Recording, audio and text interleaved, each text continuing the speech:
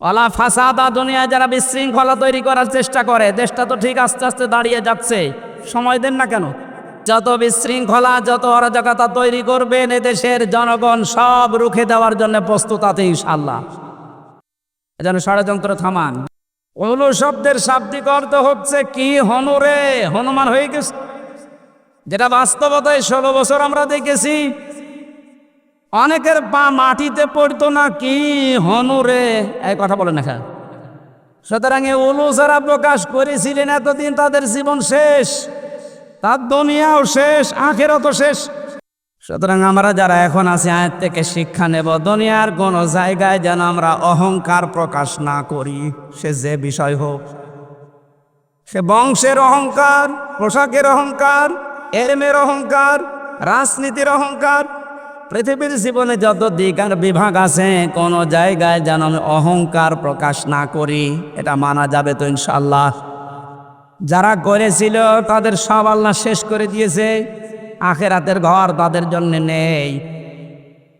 সামনে যদি এরকম কেউ আসে, তারা যেন এটা থেকে শিক্ষা নেয়।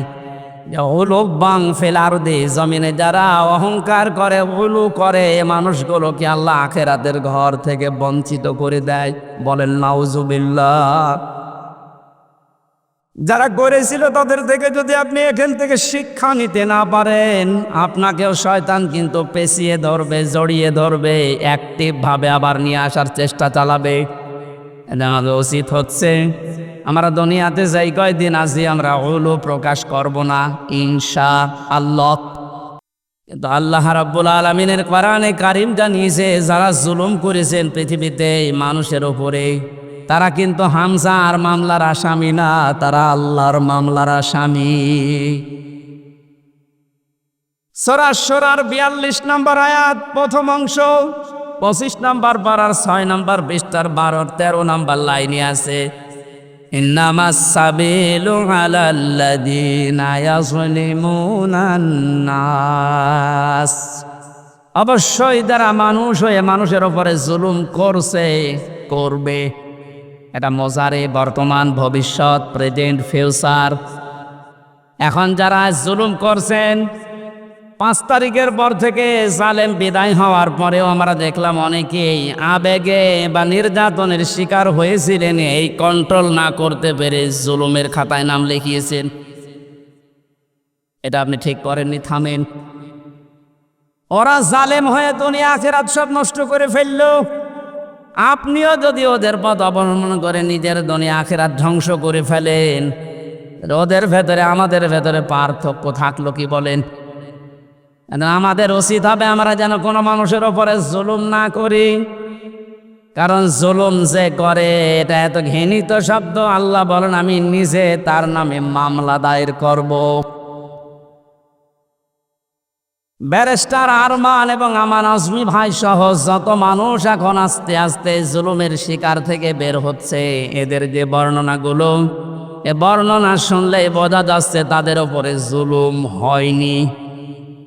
আসতে বলেন, যারা এই জুলুমের সাথে জড়িত, এখনো পর্যন্ত যদি এই সঠিকটা জানার পরেও, স্পষ্ট দেখার পরেও কেউ জালেমের সাফাই গায়, জালেমের পক্ষে অবলম্বন করে, জালেমকে ভালোবাসে, সাহায্য করে, সহযোগিতা করে, জালেমকে আবার চেষ্টা চালায় প্রতিষ্ঠিত করার, তিরমিজি শরীফের হাদিস অনুযায়ী নবীজি বলেন, সে আমার উম্মত থেকে বের হয়ে যায়। এই জন্য আমরা যেন এরকম কিছু না করি, যেন রবের উম্মতি আমি থাকতে পারি না, দুনিয়া আমার শেষ, আখিরাতও যেন ধ্বংস হয়ে না যায়। এই আয়াত থেকে আমার যে বিশ্বাস, বাংলাদেশে 1628 জন মানুষ মেন দায়িত্বে ছিল, যারা সরাসরি জুলুমের সাথে জড়িত। কথা বলে না, একেবারে উপর থেকে শুরু করে আমার ইউনিয়নের চেয়ারম্যান, আমার ইউনিয়ন বলা ঠিক হবে না, অন্য ইউনিয়ন বলে, কারণ এটা রেকর্ড হচ্ছে, সমস্যা হবে। 1628 জন মানুষ মেন দায়িত্বে ছিলেন। আপনারা একটাও জুলুম থেকে মুক্ত না, প্রত্যেকেই জালেম। এদেশের মানুষ যদি আপনাকে কিছু নাও বলে, আপনি আল্লাহর মামলার আসামি। কথা বলেন না কেন? দুনিয়া তো শেষ করে ফেলেছেন, পরকালে আল্লাহ নিজে মামলা দেবে আপনার নামে। আপনাকে কোনোদিন চিন্তায় আনতে পারেন যে আল্লাহর মামলার যে লোকটা আসামি তার পক্ষ আমি অবলম্বন করি কি করে? দল মত জাতি বর্ণ ধর্ম নির্বিশেষে কোরআন শুনতে যারা এসেছেন, এটা এখন এবাদত চলছে। এটা কি বলেন তো? এবাদতে তো একটু কথা বলা যায়। নামাজ একটা এবাদত না? বলেন না কেন? এই ফ্যান কয়েকটা আছে, গুনে নেওয়া যায়। নামাজের ভেতরে দিকে দিকে তাকানো যায়। নামাজ যেমন এবাদত মনে করছেন, এখানে 1 ঘন্টা ব্যয় করা এটা পুরাটা এবাদত। কথা বুঝতেছেন? এই এবাদতটা আমরা অনেকে বুঝি না। এখানে যে এবাদত চলছে এটা মানেন তো? মানেন আপনারা? এবাদত যেভাবে করা লাগে, কষ্ট হলেও ওইভাবে থাকবেন। দাঁড়িয়ে আছেন থাকেন, বসে আছেন ওখানে বসেন 1 ঘন্টা। আমরা কোরআনে কারিমের আপনি লিখে দিলেন তাফসিরুল কোরআন মাহফিল, তাফসির আকারে কথা বলার চেষ্টা চালাবো ইনশাআল্লাহ। যিনি আমাদেরকে এই দিনের বেলায় হাজারো কাজ ছিল সব বাদ দিয়ে কোরআনে কারিম বোঝার জন্য সময় বের করে দিলেন, আলহামদুলিল্লাহ।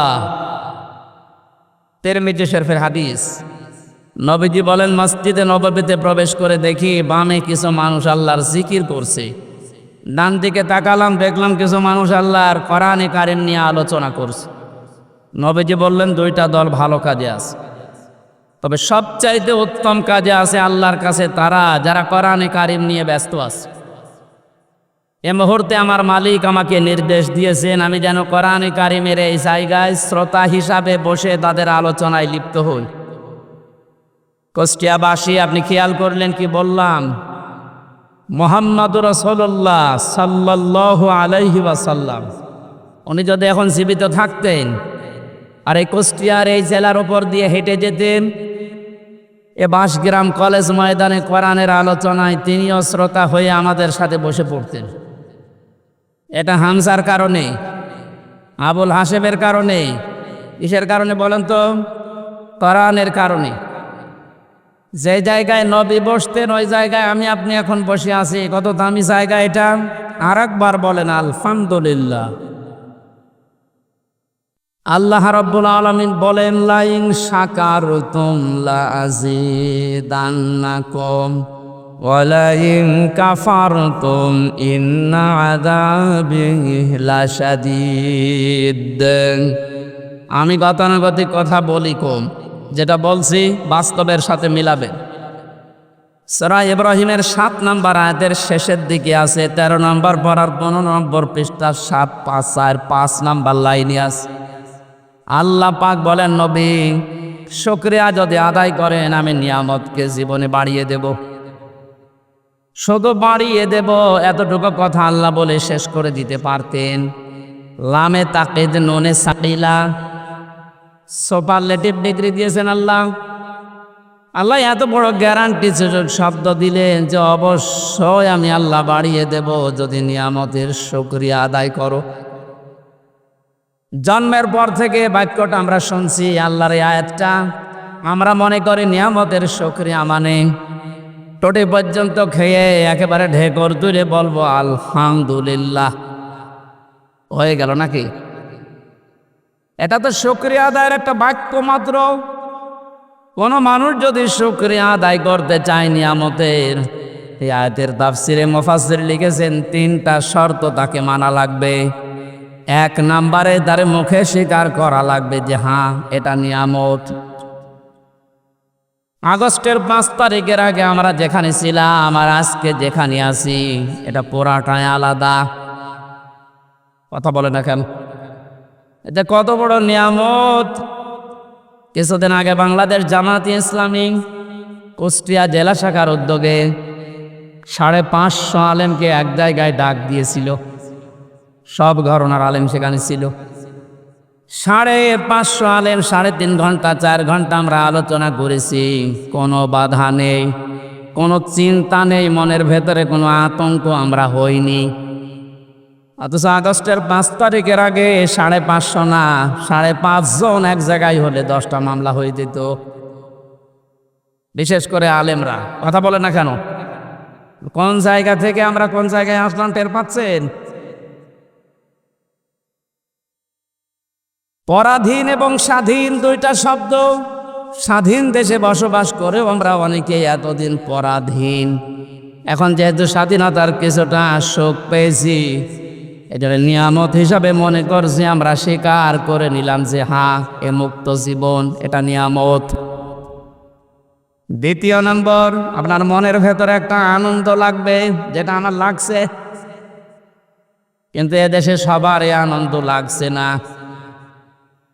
100 জনের 80 জন মানুষ আমরা এখন আনন্দিত, খালি 20 জন মানুষ বসে আপা ঘাবড়াবেন না। এই 20 জনের অবস্থা এরকম, আপা ঘাবড়াবেন না, আপনি ঘাবড়ালে আমরা নরম হয়ে যাই। এর সংখ্যা কয়জন? মাত্র 20 জন। আমরা 80 জন কিন্তু এখন খুশি, আনন্দে আছি। মনের ভেতরে একটা অজানা সুখ আমাদের ভেতরে দোল দিচ্ছে। এই আয়াতের তাফসিরে মুফাসসির আরেকটা তথ্য দিয়েছে, মানুষ যখন খুশি হয় তখন তার বাম স্তনের 2 আঙ্গুল নিচে একটা গোস্তের টুকরা আছে, যেটা আমরা কলব বলে জানি। ওটা তখন আনন্দে লাফাতে থাকে, শরীরের পশমগুলো খাড়া হয়ে যায়। আল্লাহ পাক বলেন, আমার সালাম নামের খাতিরে তাদের ভেতরে একটা শান্তির বাতাস আমি বইয়ে দেই। জোরে বলেন আলহামদুলিল্লাহ। আমি আমার ঈমান থেকে বলছি, এটা আমি পেয়েছি। সুতরাং 2 নাম্বার শর্ত হয়ে গেছে পূরণ। 3 নাম্বারটা কি? যে জন্যে নিয়ামতটা পেয়েছি, ওই কাজটা ওই জায়গায় পৌঁছিয়ে দেওয়া লাগবে। বৈষম্য বিরোধী ছাত্র আন্দোলন আপনি লিখে দিয়েছেন পোস্টারের উপরে, শহীদদের আত্মার মাগফিরাত কামনায় আয়োজন। ওরা যে 9টা দাবি নিয়ে 1000-এর উপরে দেশে জীবন দিয়ে গেল, যে উদ্দেশ্য নিয়ে জীবন দিয়েছে, ওই উদ্দেশ্যকে পূর্ণতায় পৌঁছাতে হলে আল্লাহর এই কালাম লাগবে। মান ক্বালা বিহি সাদাকা, যারা কোরআন দিয়ে কথা বলে, এরা সত্য কথা বলে। আমান হাকামা বিহি আদালা, কোরআন দিয়ে যারা বিচার করে, নবীজি বলেন এরাই ন্যায় বিচার কায়েম করতে পারে। 53 বছর কোরআনে কারিমের বিচার এদেশে এখনো পর্যন্ত আমরা দেখিনি। এই জন্যে ন্যায় বিচার শুধু নামে শুনেছি, পাইনি। বিশেষ করে এই 16 বছরে কত মানুষ আমাদের সামনে এ বক্তব্য বহুবার দিয়েছে যে আমরা ন্যায় বিচার কায়েম করতে পেরেছি। এটা ডাহা মিথ্যা কথা। ন্যায় বিচার কায়েম করা সম্ভব তখন যখন কোরআনে কারিম এদেশের সংসদে চলবে। আর এটা তো সারাবে ধীরেন্দ্রনাথ দত্ত, এরকম মানুষ জীবনেও কোরআনে কারিমকে ওই জায়গায় নিতে চাইবে না। তার প্রমাণ সরঞ্জিন সেনগুপ্ত। এই লোকটা সংসদেই বলেছিল কোরআনের আইন এটা বর্বর আইন। কোন আয়াতের প্রেক্ষিতে? সূরা মায়েদার 38 নম্বর আয়াত যখন সংসদে কে যেন বলেছিল, ওই সময় দেখলাম রিয়েক্ট করেছে, আস-সারিকু আস-সারিকাতু ফাকতাউ আইদিয়াহুমা জাযাম বিমা কাসাবা নাকালাম মিনাল্লাহ। ইলা আখিরি আয়াত। আল্লাহ পাক বলেন, চর পুরুষ হোক আর নারী হোক, সাক্ষ্য প্রমাণে যদি ধরা পড়ে তাহলে তার হাত কেটে দাও। এটা দুনিয়ার শাস্তি। এই লোকটা এই আয়াতকে বড় বড় আইন বলেছিল, কারণ হচ্ছে তার ওই যে কালো বিড়াল পাবার পরও বলেছিল না, হবে না। প্রমাণ করার জন্যে ও তদন্ত কমিটি গঠন করেন। প্রমাণ হয়েছে, হাতে নাতে ধরা পড়ার পরেও আবার কিসের দুর্নীতি দমন কমিশনের হাতে দেওয়া লাগবে, কিসের তদন্ত কমিটি গঠন করা লাগবে। ও জেনেছিল যে না, এ আইন যদি বাংলার সংসদে একবার কায়েম হয়ে যায়, আমি গুপ্তর হাত থাকবে না। এজন্য গুপ্ত মার্কা যারা, তারা কোনোদিন চাইনি দেশে কোরআনের এই আইনটা সংসদে যাক। এটাকে বর্বর আইন বলে তারা, যাদের হাত থাকার কথা না। কথা বলেন না কেন? এই জন্য যতদিন পর্যন্ত কোরআনে কারিমের এই নিয়ম নীতিগুলো সংসদে নিয়ে যেতে না পারবেন, ততদিন শুধু ন্যায় বিচার মুখে শুনবেন, বাস্তবে পাবেন না। আমরা চাই কোরআনের আইনগুলো 56,000 বর্গ মাইলের দেশে 100 ভাগ চালু হোক, আর ন্যায় বিচার কারে বলে আল্লাহ যেটা গ্যারান্টি দিয়েছে ওটা যেন আমরা দেখতে পাই। কথা বলেন ঠিক কিনা? কুষ্টিয়াবাসী, নরম ভাষায় একটা কথা বলছি। 53 বছর তো আমরা অনেকে অনেক কিছু দেখলাম, রাজনীতি মনে না করে বাস্তবতার সাথে একটু মিলান তো। বাবা চালিয়েছিল দেশটা অনেক দিন, আমরা দেখেছি দুর্ভিক্ষ পর্যন্ত এসেছিল। আমি দেখি নাই, মুরব্বীরা দেখেছি। স্বামী চালিয়েছিল অনেকের, চালায়নি। এক কথা বলেন না কেন? চাচাও চালিয়েছে 9 বছর, যেভাবেই হোক। ভাবি চালিয়েছিল, আরে 15 বছর তো বউ চালিয়েছে। সবারটাই দেখা শেষ, কাঙ্ক্ষিত মানের শান্তি কারে বলে দেখা তো দূরের কথা, শুনতেও পেলাম না। এখন শুধু দেখতে বাকি আছে আল্লাহর এই কোরআন দিয়ে দেশ চললে কেমন দেখা যায়। শুধু ঠিক আর চিল্লানো না, এইটা দিয়ে বাংলাদেশ চলবে, এটা কারা চান দেখি?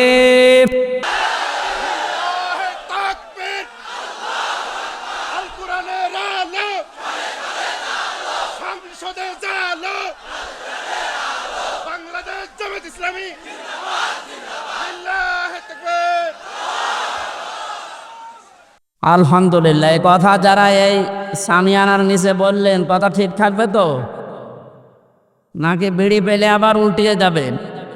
না। মানিত্তাবাল হুদা বিগাইরিল কোরআন আদাল্লাহুল্লাহ, তিরমিজি শরীফের হাদিস। নবীজি বলেছেন, কোরআন যদি কাউকে পরিবর্তন করতে না পারে, আর কোরআন বাদ দিয়ে পৃথিবীর কোনো জায়গায় যদি কেউ ভালো হওয়ার নিয়ত নিয়েও যায়, আল্লাহ নিজে তাকে দায়িত্ব নিয়ে গোমরা বানিয়ে দেয়। এই জেলাকে বহু ভালোবাসি, আমার মাতৃভূমি এই জেলা কুষ্টিয়া। খুব ভালো করে শোনেন কুষ্টিয়ার মানুষেরা, কোরআন যেখানে নেই ওখানে গেলে আপনাকে খারাপ বানাবে। হামজা বলেন, আদাল্লাহুল্লাহ, আদাল্লাহ ইউদিল্লু বাবে ইফআল থেকে এসেছে। যদি নবী দল্লা ইয়াদিল্লু দিতেন তাহলে বাংলা অর্থ দাঁড়াতো যে আপনি নিজেই নিজেকে খারাপ বানিয়ে ফেলেছেন। বাবে ইফআল থেকে আসার কারণে শব্দের অর্থ দাঁড়িয়েছে আপনার হয়তো নিয়ত ভালো ছিল, কিন্তু এমন এমন জায়গায় গেছেন যেখানে কোরআন ছিল না। নিয়ত ভালো থাকার পরও কোরআন না থাকার কারণে আল্লাহ নিজে দায়িত্ব নিয়ে আপনাকে আরো খারাপ বানিয়ে দেবে। এর বাস্তব প্রমাণ কুষ্টিয়ার লালনের বাজার। হাজারো মানুষ বিভিন্ন জেলা থেকে আসে, এ জেলা থেকেও যায়, কি খারাপ নিয়তে যায় না। আপনি করে গেলাম লালমনিরহাট, নীলফামারী, যারা আছে বউ ছেলে মেয়ে বেটার বউ সব নিয়ে, কারো নিয়ত খারাপ না। জায়গা পাচ্ছে না, গরিব মানুষ বাঁশের মাথায় উঠে আসতেছে। কেন? আল্লাহর ওলি এখানে শুয়ে আছে। অথচ বাস্তবতা কি? এখানে কোরআনের নিয়ম নীতি চলে, যত শিরিক সব চলছে। এমনকি আমার যতটুকু বাস্তব দেখা, সারা দেশে কুড়িয়ে আপনি সেই কয়মন গাঁজা না পাবেন, এ মাজারে তার দিতে বেশি গাঁজা পাওয়া যায়। পুলিশ পাহারা দিয়ে আরো গাঁজা খাওয়ায়, খান। এই হচ্ছে আল্লাহর ওলির অবস্থা। এখানে কোরআনের কোনো নিয়ম নীতি নেই। সুতরাং আমরা দেখতে পাচ্ছি কি, মানুষ ভালো হওয়ার নিয়তে আসার পরও আগে বিড়ি খাইতো না, এখন বিড়ি খায়। আগে গাঁজা খাইতো না, এখন গাঁজা খায়। ওকে ভালো হয়েছে না খারাপ হয়েছে?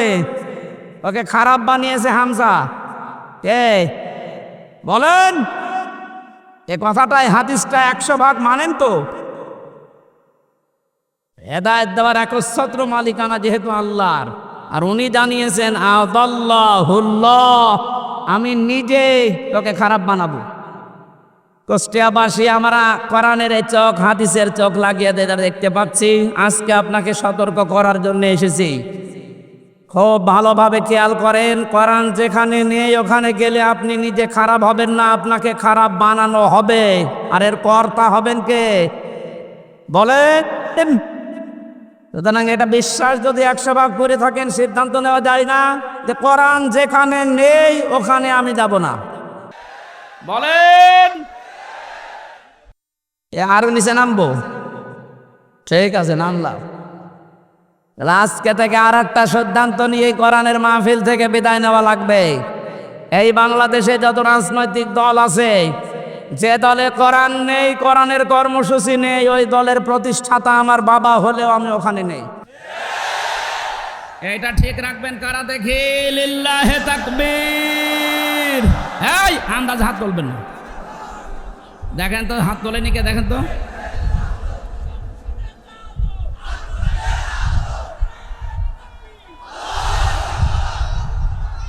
হ্যাঁ ঠিক আছে, যাক ওয়াজ তো হয়ে গেছে, এবার মোনাজাত করে দিই। আর কি ওয়াজ করব? এর উপরে আর কোনো ওয়াজ আছে? এইটা যদি আমার মনে হয়, কালকে আমি চুয়াডাঙ্গায় ছিলাম শহরের পাশে, ওদের মনে হয় NSI রিপোর্ট দিয়েছে যে 5 লাখ মানুষ ছিল। এত মানুষ হয়েছে, আমার জীবনে আমি অত মানুষ দেখি না এক জায়গায়। কালকে ওই জায়গায় যে হাত তুলেছে, আমার মনে হয় ওই মানুষগুলো যদি আগামী সময়ে এই কথাটা ঠিক রাখে যে যেখানে কোরআন নেই সেখানে আমি নেই, তাহলে এই দেশে আমার মনে হয় কয়েকটা দল বাদ দিয়ে বাকিগুলো সব আউট হয়ে যাওয়ার কথা। এই 5 লাখ মানুষ কালকে হাত তুলেছে, এর ভেতরে অন্তত যদি 1.5 লাখও ঠিক রাখে, তাও তো ওই আসনটা অন্তত কোরআনের হাতে চলে যায়।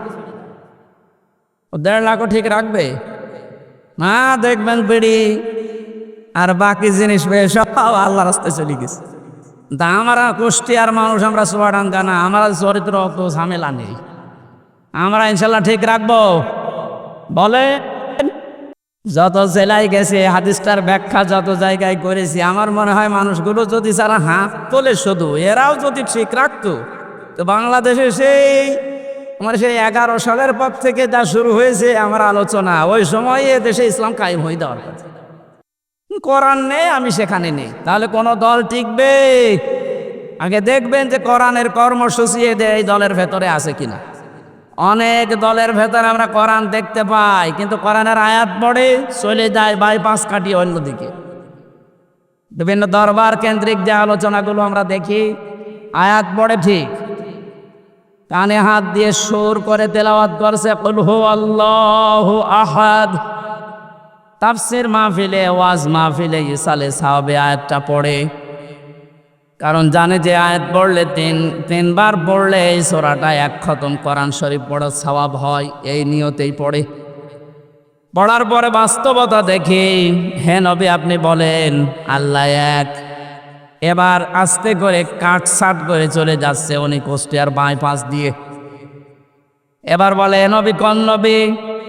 নিজেই বলে নবী ফাতেমার বাবা। এ ফাতেমাকে হোসাইনের মা। হোসাইন মানে আমার সাথে যে হুজুরটা থাকে ওইটা, হযরতে হাসান হোসাইনের মা। এ হোসাইনের মা অনেকেই করেছিলেন, হোসাইন শাহাদত বরণ করেছিলেন কারবালায়।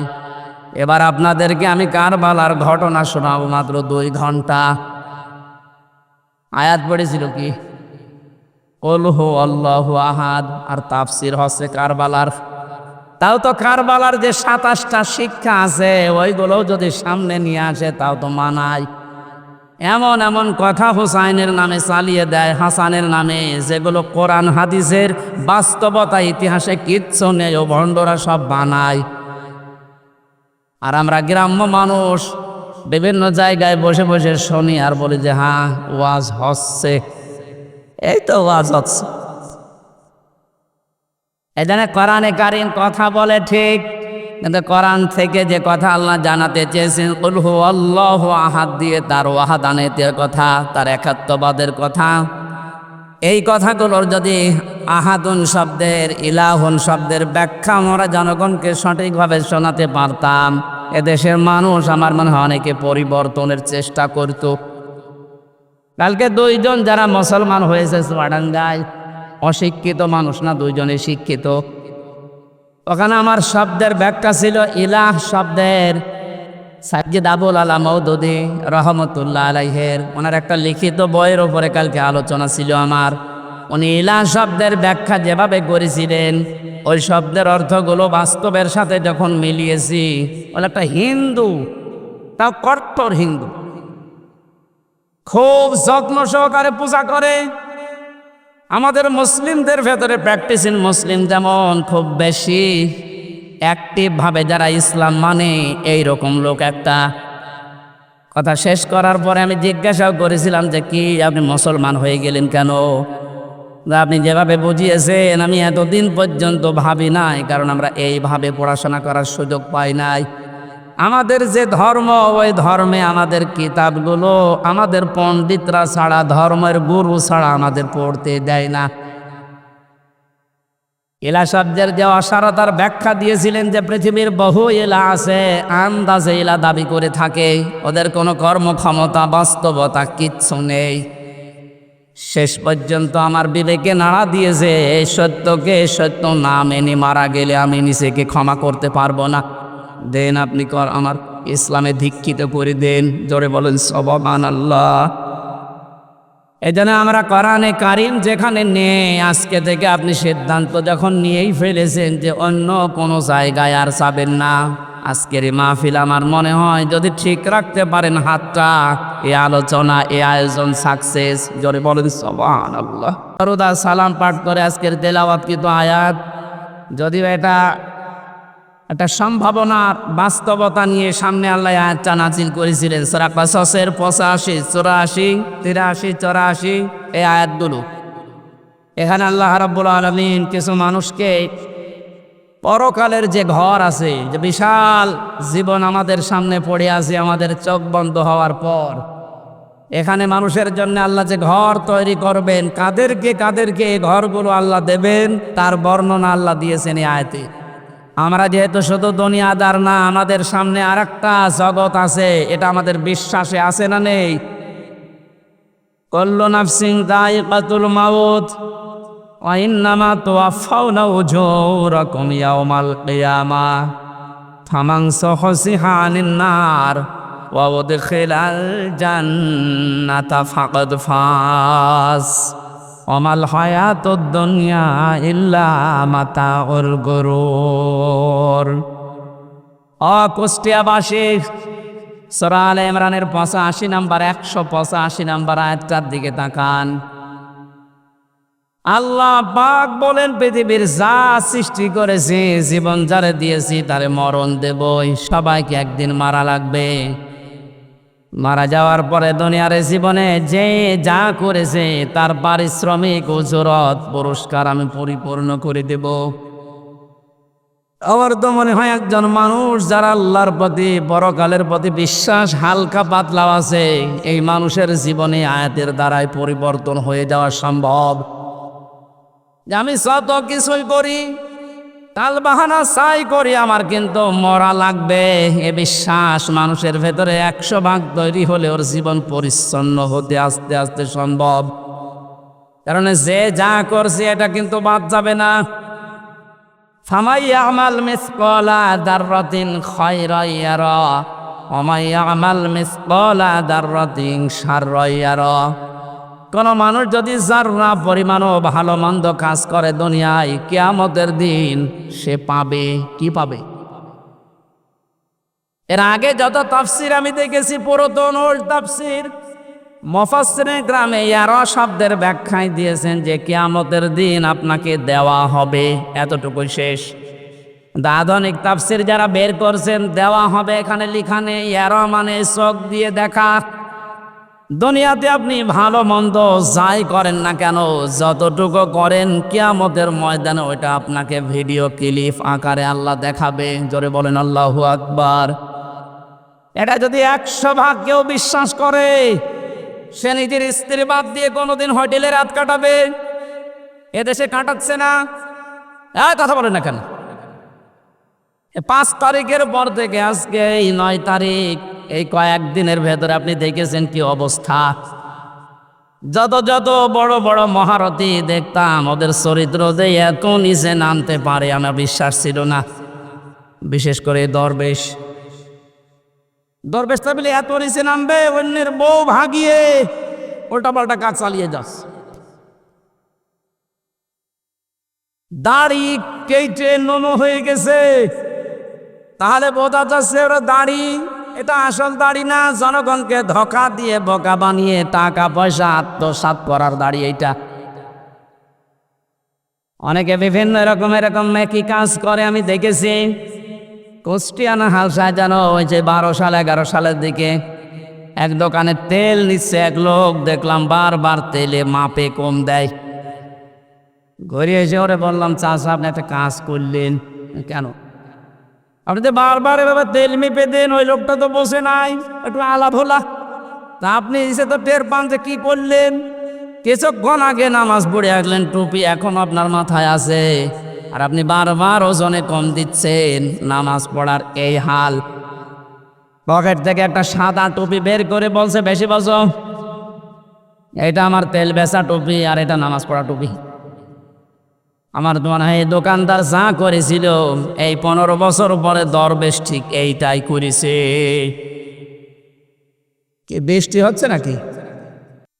এজন্য এই আয়াতটা আমাদের প্র্যাকটিক্যাল লাইফে সেট করা দরকার। এখন থেকেই এমন এমন কাজে আঞ্জাম দেওয়া দরকার, চোখ বন্ধ হওয়ার পরে যেন ওটা দেখে আমার জীবনে আনন্দ লাগে। কথা বলেন ঠিক কিনা?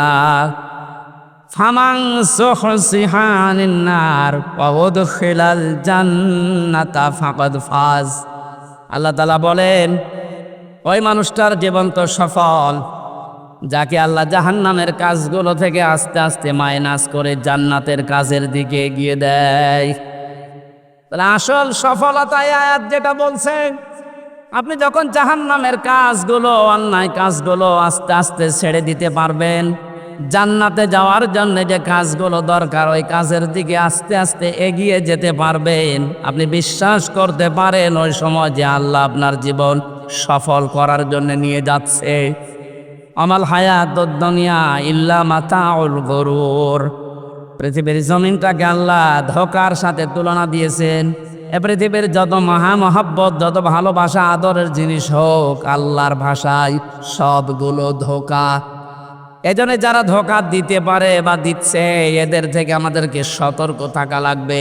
আল্লাহ আমাকে সব প্রত্যেককে আজটাকে বাস্তবে সেট করার তৌফিক দিন, বলেন আমিন। কিন্তু বিশাল জগৎ একটা সামনে, ওই জগৎ সম্পর্কে আল্লাহ একটু তুলনা দিয়েছেন। তিলকাদ্দারুল আখিরাতু নাজআলুহা লিল্লাযীনা লা ইউরিদুনা উলুওয়ান ফিল আরদি ওয়ালা ফাসাদা। আখিরাতের যে বিশাল জীবন তাদের সামনে পড়ে আছে, আমি আল্লাহ ওই জীবনে ঘর তৈরি করি তাদের জন্যে। নাজআলুহা লিল্লাযীনা লা ইউরিদুনা উলুওয়া।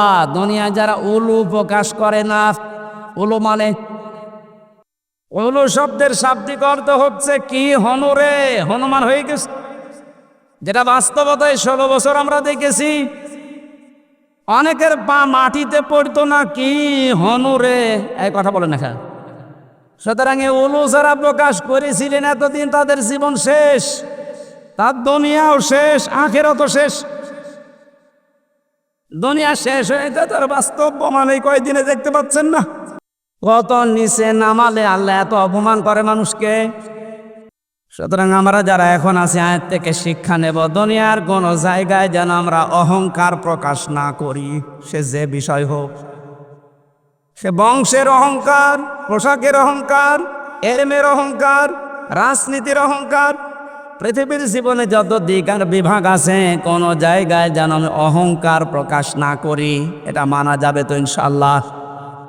যারা করেছিল তাদের সব আল্লাহ শেষ করে দিয়েছে। আখিরাতের ঘর তাদের জন্য নেই। সামনে যদি এরকম কেউ আসে, তারা যেন এটা থেকে শিক্ষা নেয়। উলুওয়ান ফিল আরদি, জমিনে যারা অহংকার করে, উলু করে, মানুষগুলোকে আল্লাহ আখিরাতের ঘর থেকে বঞ্চিত করে দেয়। বলেন নাউজুবিল্লাহ। যারা করেছিল তাদের থেকে যদি আপনি এখান থেকে শিক্ষা নিতে না পারেন, আপনাকেও শয়তান কিন্তু পেঁচিয়ে ধরবে, জড়িয়ে ধরবে, অ্যাক্টিভ ভাবে আবার নিয়ে আসার চেষ্টা চালাবে। আমাদের উচিত হচ্ছে আমরা দুনিয়াতে যাই কয়দিন আছি, আমরা উলু প্রকাশ করব না ইনশাআল্লাহ। ওয়ালা ফাসাদা, আল্লাহ বলেন 2 নম্বরে মানুষগুলো দুনিয়ার জীবনে বিশৃঙ্খলা সৃষ্টির চেষ্টা চালাবে না। এই আয়াতটাও বাস্তবে আজ মিলালাম। আগস্টের 5 তারিখ থেকে আজকের এই সেপ্টেম্বরের 9 তারিখ পর্যন্ত প্রায় 11টা বিশৃঙ্খলা তৈরির জন্য অনেকেই চেষ্টা চালিয়েছে, এখনো চলছে। যারা এগুলো করেছিলেন আপনারা থামবেন, আর কেউ যদি চেষ্টা চালান সামনে, আপনি ওখানে এখনই থামেন। দুনিয়া তো জীবন শেষ করে ফেললেন, আখেরাতের ঘরও আপনি হারিয়ে ফেললেন। আপনার জন্য আমাদের আফসোস হয়। আমি সেদিন সেলাইদা বাজার মাঠ না কোন জায়গায় যেন বলেছিলাম, অনেকেই বলছে হুজুর ওদের মাফ করে দেন না, মাফ নাই আমি করে দিলাম। কিন্তু আল্লাহ রাব্বুল আলামিনের কোরআনে কারীম জানিয়েছে যারা জুলুম করেছেন পৃথিবীতে মানুষের উপরে, তারা কিন্তু হামজা আর মামলার আসামি না, তারা আল্লাহর মামলার আসামি। সূরা শুরার 42 নম্বর আয়াত প্রথম অংশ, 25 নম্বর পারার 6 নম্বর পৃষ্ঠার 12-13 নম্বর লাইনে আছে, ইন্নামাস সাবিলু আলাল্লাযীনা ইয়াযলিমুনান নাস। অবশ্যই যারা মানুষ হয়ে মানুষের উপরে জুলুম করছে, করবে, এটা মোজারে, বর্তমান, ভবিষ্যৎ, প্রেজেন্ট, ফিউচার।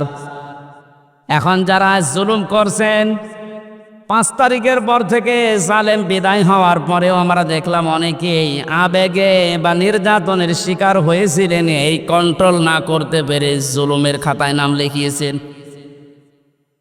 এটা আপনি ঠিক করেননি, থামেন।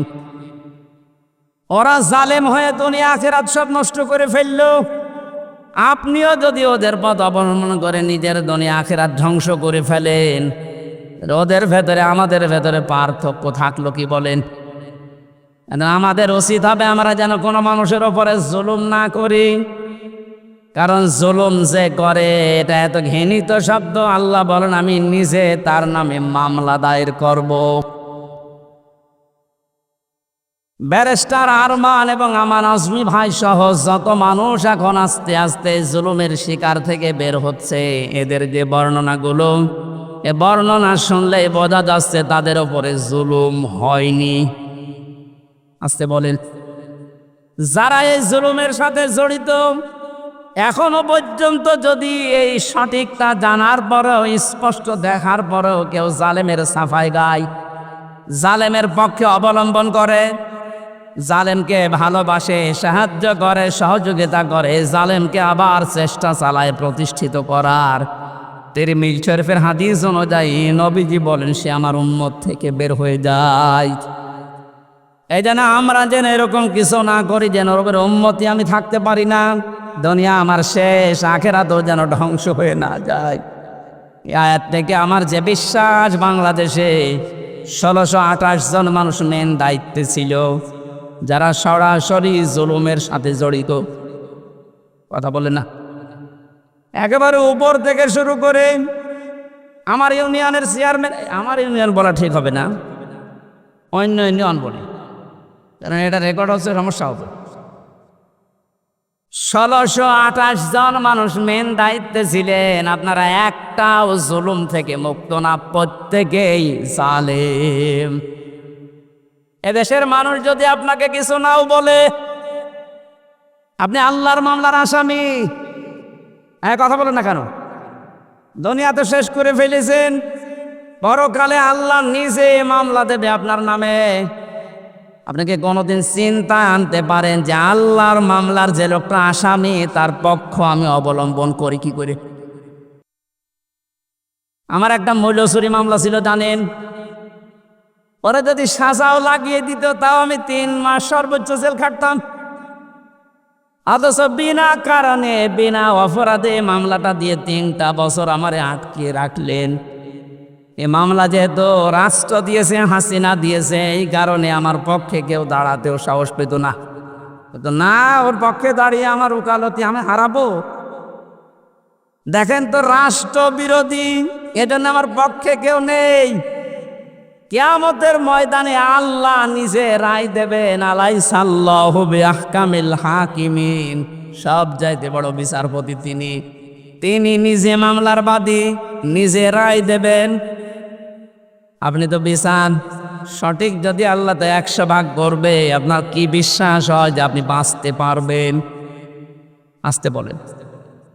এখন যদি আপনি স্বীকার করেন যে না আমি বাঁচতে পারবো না, এমনকি যারে সাপোর্ট করছি সে তো ধরা খেয়ে বসে আছে, কারণ বড় জালেম, বলেন হাতে পায়ে ধরছে আপনার, সময় এখনো শেষ হয়ে যায়নি। জালেমেরা আর সাপোর্ট না করে ফিরে আসেন, এখনো ইসলামের দরজা খোলা আছে, আপনাকে বুকে নেওয়ার জন্য হাজারো মানুষ আছে। গতকালকের রিপোর্ট 2200 মানুষ এক জায়গায় দেখেছে, জালেমের সাপোর্ট বাদ দিয়ে ওরা ইসলাম অলরেডি কবুল করেছে। তাহলে ওরা এতদিন জানতো যে আমরা নামে মুসলমান কামে মুসলমান ছিলাম না। আর ওই হাদিসের ব্যাখ্যা যেহেতু জেনেছে জালেমের সাপোর্ট করলে সে নবীর উম্মত থাকে না, এই হিসাবে মনে করেছে আমি তো নবীর উম্মত ছিলাম না, এখন নতুন করে উম্মত হব। আপনাদেরকে এটা মিডিয়ার আকারে যাচ্ছে, সারা দেশে কালকে ছড়াবে।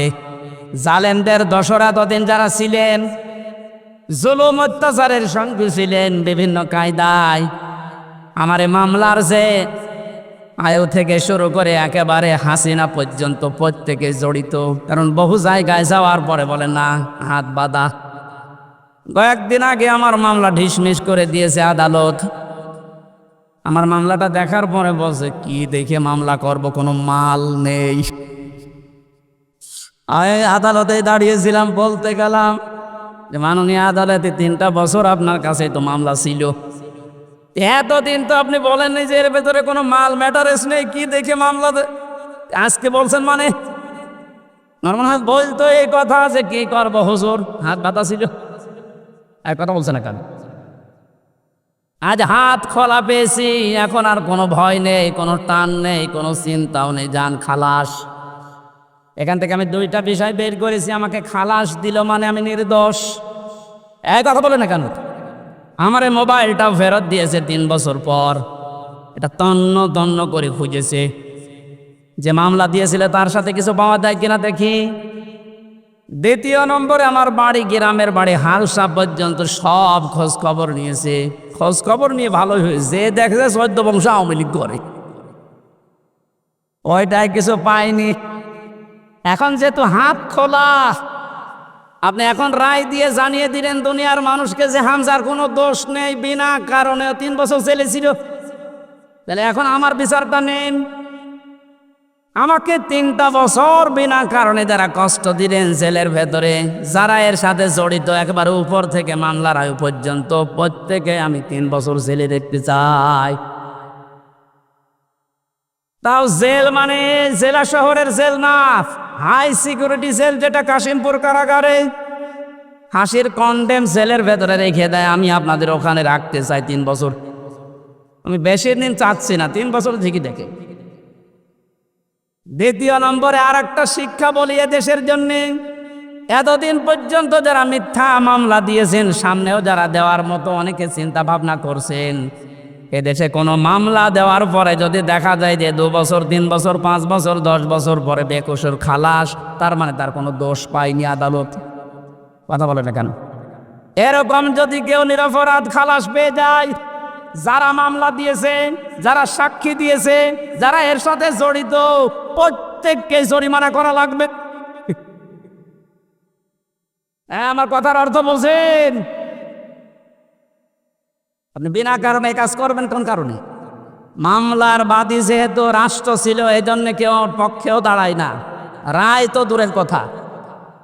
আল্লাহ নিজে মামলার বাদী, নিজে রায় দেবেন, নিজে বিচারপতি। বলেন এবার আপনার অবস্থা কি হবে?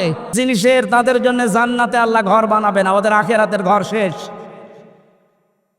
অলা ফাসাদা, যারা বিশৃঙ্খলা তৈরি করার জন্য এখনো বিভিন্ন ইস্যু তৈরি করছেন সামনে, বাস্তবে আমরা যেটা দেখতে পাচ্ছি, সংখ্যালঘু দিয়ে ওরা চেষ্টা চালিয়েছিল, পারে নাই, হালে পানি নাইনি।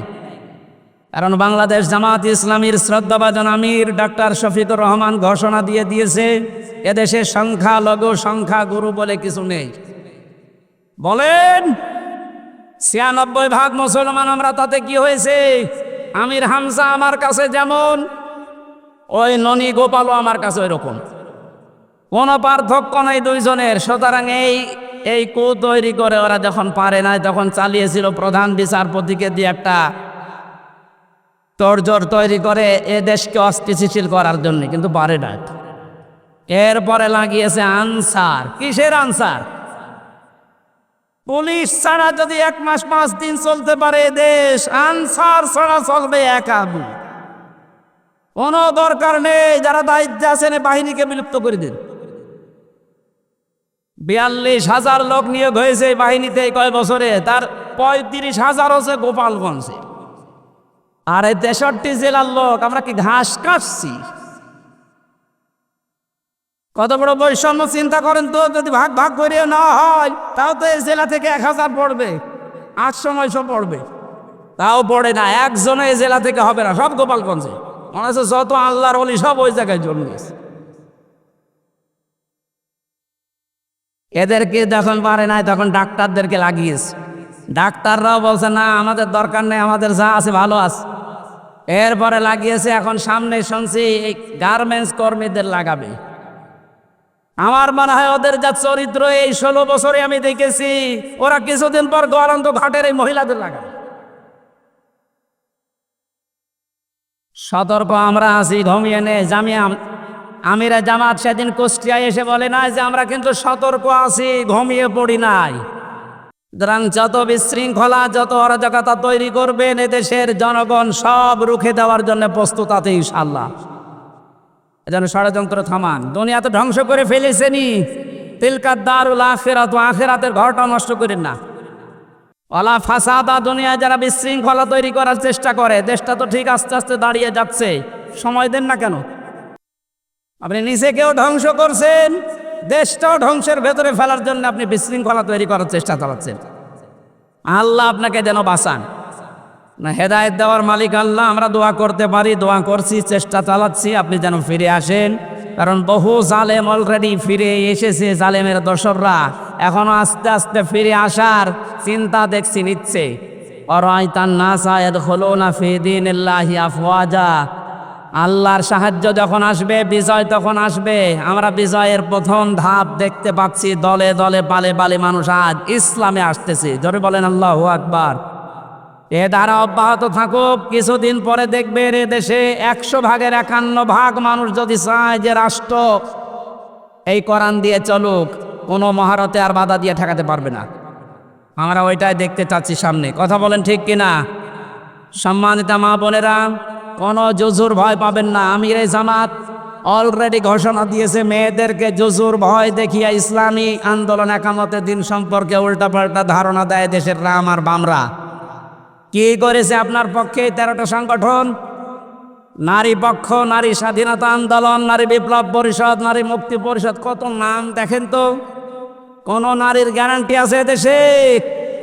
ইসলামের হাতে দিয়ে দেখেন, আপনি গ্যারান্টি পাবেন ইনশাআল্লাহ। বলেন ইনশাআল্লাহ। আল আকিবাতু লিল মুত্তাকিন, যারা তাকওয়া অবলম্বন করে চলবে, যেখানে যেই জিনিস বসানো দরকার ওই জিনিস ওখানে বসাবে, এই মানুষগুলোর পরিণাম শুভ। আল্লাহ নিজে বলছেন আল আকিবাতু লিল মুত্তাকিন। এটা যেন আমরা চর্মচোখে এই শুভ পরিণাম দেখে মরতে পারি। আমিন। মাগরিবের পরে আলোচনা আছে যে ভেড়া মারা, এই জন্য শেষ করে দিচ্ছি। আল্লাহুম্মা আমিন। লা ইলাহা ইল্লা আনতা সুবহানাকা ইন্নী কুনতু মিনাজ জালিমিন। রব্বুল আলামিন, আখিরাতের ঘর তুমি যাদের জন্য বানাবে ওই দলে আমাদেরকে থাকার তৌফিক দাও। যাদের জন্য আখিরাতের ঘর তুমি বানাবে না জানিয়েছো, এই 2টি গুণ আমাদের থেকে তুমি বের করে নাও। কোনো কাজে কোনো কর্মে যেন আমরা ওলো প্রকাশ না করে, অহংকার না করে, কোনো বিশৃঙ্খল কাজে যেন আমরা যুক্ত না হই। যারা যুক্ত হচ্ছে আল্লাহ তুমি কুদরত দিয়ে তাদেরকে থামিয়ে দাও। আখিরাতে যাদের পরিণাম উত্তম তুমি ঘোষণা দিলে ওই দলে আমাদেরকে তুমি ভিড়িয়ে দাও। এ মাহফিলের আয়োজনে যারা শ্রম দিয়েছে, আমার জাফর ভাই সহ যত মানুষ কোরআনের জন্যে এত কষ্ট সহ্য করেছে, এদেরকে তুমি ওমরের মতো হেদায়েত দিয়ে দাও। সম্মানিতা মা বোনদেরকে আয়েশার মতো, খাদিজার মতো, ফাতিমার মতো বানিয়ে দাও। আমার প্রাণ প্রিয় জেলা এই কুষ্টিয়া, আল্লাহ তাআলা যেই শয়তানগুলোর কারণে কোরআনের কথাগুলো জেলাতে বলতে পারতাম না, তারা সব পালিয়েছে।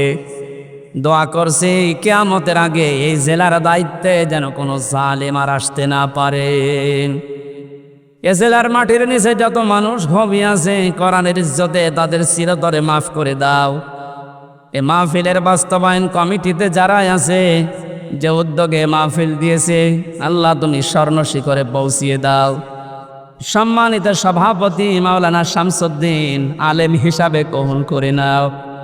আল্লাহ আমাদের প্রধান অতিথি, আমাদের দায়িত্বশীল জেলার জামাত ইসলামী বাংলাদেশ কুষ্টিয়া জেলার শ্রদ্ধাভাজন জেলা আমির, আল্লাহ তাআলা তুমি তাকে ইখলাস আরো বাড়িয়ে দাও, তার জীবনের ভালো ভালো কাজগুলো কবুল করো, মানুষ হিসাবে অন্যায় কাজগুলো তুমি নিজ গুণে ক্ষমা করে দাও। আমাদের সেক্রেটারি এসেছে অধ্যাপক সুজউদ্দিন জাদ্দার ভাই সহ যত আলেম ওলামা আছে, আল্লাহ আলেমদেরকে তুমি কবুল করো। আমার কণ্ঠটা তুমি ছেড়ে দাও, মুক্ত জীবনে যখন ফিরিয়ে দিয়েছো আমার কণ্ঠটা তুমি ছেড়ে দাও। বারাকাল্লাহু লানা ওয়া লাকুম ফিল কুরআনিল আযীম। আলহামদুলিল্লাহি রাব্বিল আলামিন।